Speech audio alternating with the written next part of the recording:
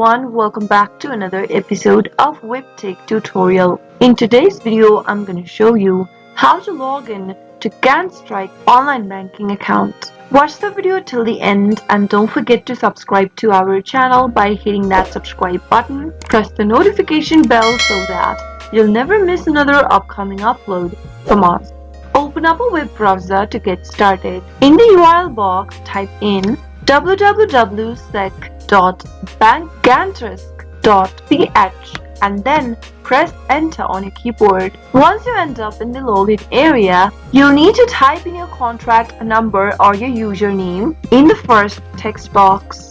On the next field, provide your correct password for your bank account. If you've not enrolled into online banking yet, you can click on the register link and follow through the registration process. If you've forgotten your email or your password, click on the forgotten link and follow the instructions to reset your password or to look for your credentials. After filling in your details, click the login button, and that is how you'll be able to log into your Gantrisch online banking account. I hope the tutorial was helpful to you. If it was, go ahead and give us a thumbs up. I'll be back soon with more videos like this. Thank you for watching.